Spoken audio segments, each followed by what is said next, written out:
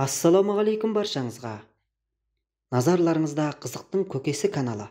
Біз бүгін сіздермен ұрсысып қалып татуласудың ең тамаша жолы жайлы сөз қозғап, ой бөлісетін боламыз. Бұл ақпараттарды тыңдамас бұрын біздің каналымызға жазылып, лайк басыңыз. Ендеше біз бастаймыз. Ұрсысып қалып, қайта татуласудың ең тамаша жолдарының бірі. Монша деген жақсы жер.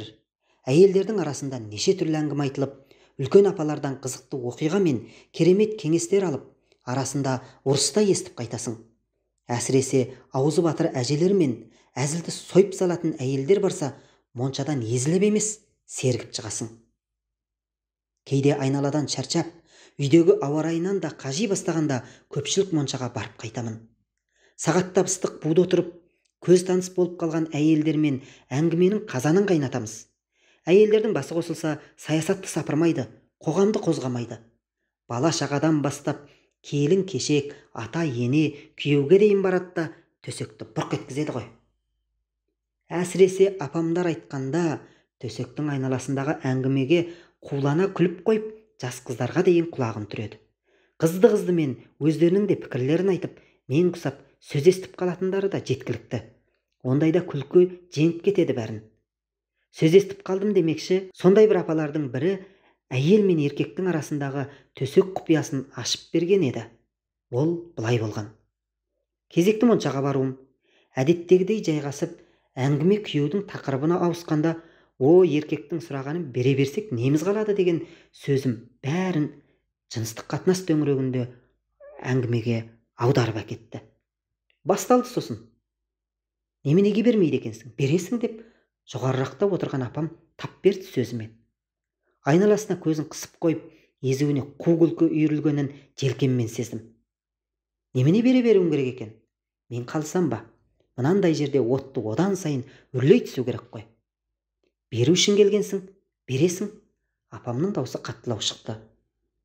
Осы кезде әрірек отырған әйел де әңгімеге араласты. Әпкау, олар да бала құсап, алған үстіне ала берсем дейді ғой. Басқасын қайдам, өзімдікі сондай, көзі жайнап келеді де тұрады. Кейде сол үшін ұрсып қаламыз, деп мұңайып қалғандай болды. Ой, не бір пікірлер кетті ғой сол жерде. Бәрінің де айтқысы кеп жүрген мәселесі ме, жастау келіншектер араласып кетті, өздерінікін дұрыс санап. Рас қой, адам өзі шаршап жүрсе, қылқылдап тыныштық бермейді. Бала барау демейді біздікі, десе мәдеуін керек. Сон айтам, еркек деген тойымсыз бола ма, әлде құмары оянса бас істемей қала ма бірдеме? Жас 60-қа келсе де аттан түсер емес, немерелерімнен ұялып кетем кейде. Бәрі де төсектегі шындықтарын жайып салар ма еді, әңгімені бастаған апам даусын қаттырақ шығарып, тәйт деп тастамағанда. Қойыңдар түгі, онысы несі? Қой демесем не істеп, не қойғандарыңды айтатын түрлерің бар ғой, тұқымың көбейгірлер. Ондай кезде не істеу керек екен білмейсіңдер ме? Мен айтайын. Не істеу керегі маған ғана емес, басқаларға да жағып кеткен сияқты елең ете қалдық. Не істеу керек екен сонда? Бір-екі әйел сұрап та үлгерді. Бәріміз апамыздың аузына қарап қалыппыз. Не істеу керек деген несі? Сұрай ма, бер, сұрай ма, бере бер, тіпті сұратпай бер. Онысы несі? Оны да мен айтайын ба? Не керек? Күткен шоколаты жай кәмпит боп шыққан баладай ренжіңкіреп қалдық. Бері қараңдар. Соған бола ұрысқан жақсы ма? Бәрібір беретін болған соң, несін аяйсың оны? Денсаулығыңның жарамай тұрғанын білсе, өзі де жолай қоймас.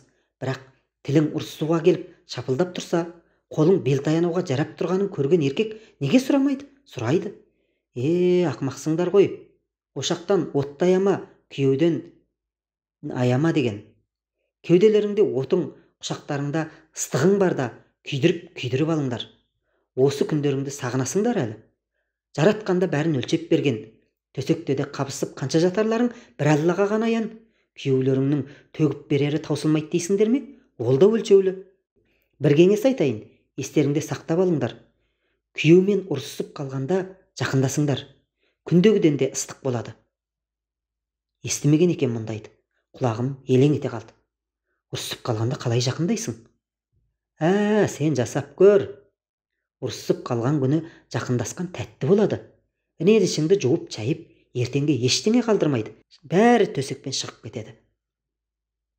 Апамның мына сөзі тұрмысқа енді шыққан кезімді есіме түсірді. Ол кезде болмашы жайттарға бола ренжісіп қала беруші едік. Әсіресе ол жұмыстан үйге тым кешік қайтқан күндері. Сондай бір кештің соңы біздің таңға дейін керісуімізге ұласқан еді. Үйге ойламаған жерден қонақ келіп, оларды қазір кеп қалады мен түн ортасына дейін ұстаған сәтімдегі ашуым басыла қоймады. Телефоны өшірулі, әдетте бұлайша тым кешікпейтін. Ұйықтамай күтіп, жағасынан алғандай болдым. Артық кеткенімді білем. Оның сөзін естір емеспін. Өзімді ұстай алмай, қолымдағы шәйнекті тастап жібергенде ғана есімді жидым. Мұндайды күтпесе керек. Күйеуімнің түсі өзгеріп сала берді. Қалчылдап кеткен мені ұрып жіберуі де мүмкін еді, бірақ ол бас салып құшақтай алды. Бұлқынып жатқан мені жібермей, сүйіп тұншықтырып барады. Адам ағзасы да қызық қой. Мен ашуланған сайын, ол одан сайын қыса түседі. Оның құшағы мен ашуым қатар келіп, өзімнің де бойымды құмарлық билеп бара жатқандай сезілді. Мұндайда сол сәтте ғана сезініп, өзім де түсіне алмаған едім. Сол күйі төсекке жатқанымыз ғана есімде. Өкпем содан кейін түк болмағандай чайылып кетті. Есім алсам да, одан кейінгі тәтті сезімге бөленген сәтім қоса есіме түсіп, ашулануға да мұрша бермейтін. Моншадағы апамның сөзді сол кезімде еске түсіріп, бойымды бір ыстық аралап өткендей болды.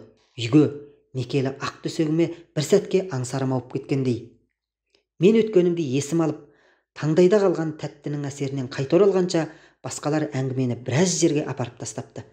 Рас қой, ұрсып қалған соң ұзақ уақыт бұртиып жүргеннен төсекпен шешіп тастаған дұрыс деген мәмілеге келіп қалғандай. Өмірімізді қиындатпай-ақ, болмашы өкпе ренішті ұзаққа созып, өзімізді де, күйеуімізді де азапқа салмай тез татуласқанға не жетсін. Жұбайлық өмірдің бір қызығы болған жыныстық қатынасты да қиындықты шешудің бір құралы етіп алуға болады екен-ау деп түйдім. Әзірге іске асып келеді. Ауызбен ұрысып, төсекпен жарасқан ерлі-зайыпты бақытты болады деген апамның сөзінің жаны бар. Материалдың авторы Жайнаған Байтұрым, Ернұр Кезет сайтынан алынды. Құрметті тыңдармандар, сіз бұл әдіспен келісесіз бе? Және сіздің өміріңізде осы әдіс кәдеге жараған кездері болды ма?